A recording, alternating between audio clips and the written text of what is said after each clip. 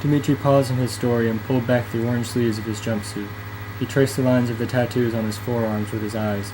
Baker put down his pen and studied the ink images. There was a skull with a bullet hole in his forehead, its smile revealing jagged teeth that read, Odin. What does that script say in the skull's mouth? It's pronounced Odin, means one, said Dmitri, holding up a single darkened finger. We arrive at point of interest in story. You were right about getting tattoo after I kill someone, but origin of tattoo is not by choice. Baker's bushy eyebrows furrowed, and he ran a hand through his thick beard. I don't follow. I cannot explain, but I can tell story. Dmitri took a long drag from the cigarette at his lips, and then tossed it onto the sidewalk, the embers glowing in the dark night. He exhaled the smoke and climbed the concrete steps up to the tenement door. He entered the building and climbed the stairs to the second floor. Reading the numbers on the doors, he walked down the hall until he came to room 215. Dmitri reached to the small of his back and pulled his handgun from his pant waist. He felt the heaviness in his hand, the familiar feeling of invincibility. He took in a deep breath, exhaled, and then kicked in the door. He entered the dark room and continued to the open bedroom door. The bang from the front door had awakened Antonio, but Dmitri had the gun trained on him before he could get out of bed. His face turned white, and he tried to cover up the girl lying next to him in bed. Dmitri raised an eyebrow. What's this, Antonio? You have money for whores, but you can't pay us what you owe? I'm sorry, I'll get you guys your money. I just need a few more days. Deadline was last week. Now you become example to others who don't pay. No, please don't kill me. I'll get the money, I swear. Antonio began sobbing as Dmitri walked closer to the bed. Dmitri put the pistol to the man's forehead and turned to the girl in the bed. Put sheets over your face. He waited until the girl had retreated under the covers and then pulled the trigger. The blast from the pistol lit the bedroom like a flashbulb, highlighting the back of Antonio's head as it fractured and splattered into the headboard. The girl screamed as the sheets covering her face became wet with blood, and the room returned to darkness. Dmitri lowered his gun and turned to leave the apartment. As he made his way out of the bedroom, he staggered. The forearm holding the gun began to burn. It felt as if 1,000 needles were stabbing into his skin. He screamed in pain and fell to one knee, dropping the gun to the floor. The girl in the bed flicked on her lamp, and Dmitri looked at his right arm. His skin was bright red, and before his eyes he watched a black figure form beneath the surface. With each intense stabbing pain, the figure darkened and spread. He watched as it formed into a skull. The next instant, a dark hole expanded in its forehead, the stabbing pain deep and concentrated. The skull smiled, and the teeth formed the word, Odin. The intense pain stopped after the tattoo was complete, but his arm continued to burn and swell. Dmitri was left kneeling on the floor, gasping for breath. He stared at his arm for a long moment, and then looked over at the girl in the bed, seeing her eyes wide with terror. He picked up the gun from the floor with his left hand and shot the girl 3 times in the chest. Baker picked up his pen from the paper and looked at Dmitri, the corners of his mouth curling into a snarl of disgust. Dmitri showed him his left forearm, tracing the outline of a naked Virgin Mary image that held his veins in her hands as if they were grapevines. You were wondering why I shot girl, yes? Among other things. I told you there was no Cinderella in criminal underworld. After seeing what had happened on my arm, I couldn't let girl live and tell others about my strange curse. My mother had told me Grey Wolf would help me become Tsar, but no man follows cursed leader. I made up story about getting tattooed to repent for murders. This is legend you heard, yes? But you're saying these tattoos just appeared magically? I don't understand. I went back to Grey Wolf after I killed Antonio. I thought he might have answers. Grey Wolf was waiting in his office when Dmitri returned. He was seated behind his desk, leaning back in his chair and puffing on a cigar, his body a dark silhouette against the backlit window behind him. Dmitri staggered into the room, panting from the pain as he held his swollen, shaking arms in front of him. Grey Wolf stood up from his seat and walked around the desk to stand in front of Dmitri. Show me, he said. Dmitri looked up at him with wide eyes. You knew? He asked, holding out his arms for Grey Wolf to examine. Grey Wolf grunted in admission. He took Dmitri's wrists in his hands, twisting his forearms so that he could look at the new tattoos. The black images shimmered in the light of the office, and they were surrounded by the glowing red of Dmitri's irritated, burning skin. I told you there were consequences. Grey Wolf released Dmitri's wrist and stepped back. He removed his gloves and threw them on the desk behind him. He held out his hands for Dmitri to see. They were as black as the gloves that had covered them.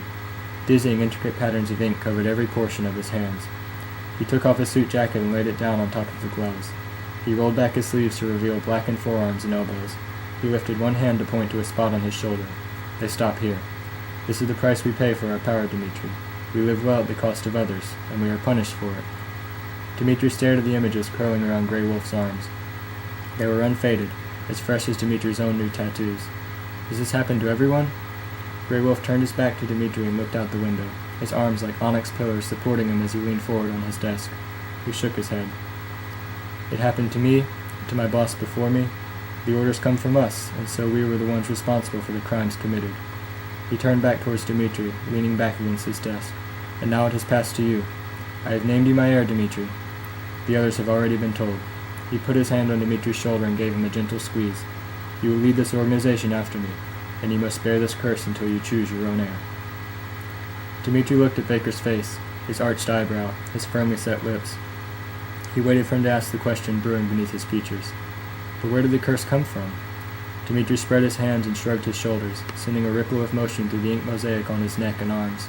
God, the souls of those we killed, our own guilt, maybe all three.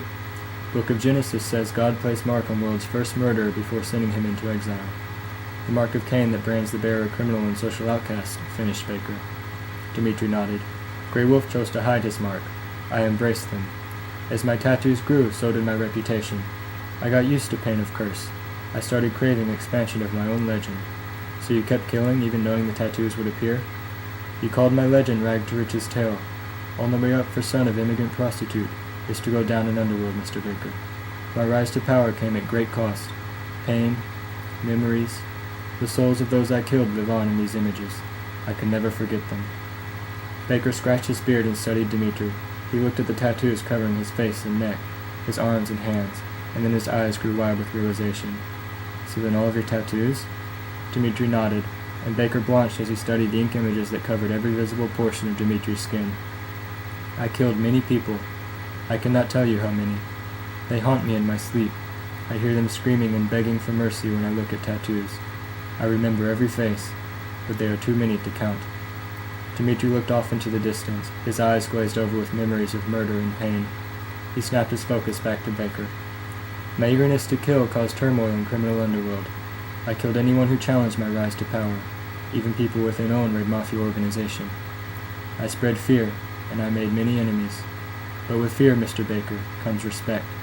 People began to pledge their loyalty to me. Soon I had more power than even Grey Wolf. He was not pleased. But you were the heir apparent. Weren't you going to take over the organization anyway? Dmitri looked into Baker's eyes, challenging his gaze. Baker shifted his eyes to his notebook, and Dmitri smirked. With wolves, there can only be one alpha. Baker pinched his chin, contemplating the statement. I lived for Curse. I killed and watched my legend grow as ink of tattoos spread. I would never stop. I knew this, and Grey Wolf knew this. There was only one option. It was him or me. That must have been hard. Dmitri nodded. I know I deserved death, Mr. Baker, but I did not want to die. It was the hardest thing I have ever done in my life. He motioned to the notebook page in front of Baker and continued with his story. Dmitri sat alone in darkness. He rested the end of his gun on his knee, fingering the trigger of the pistol in his hand.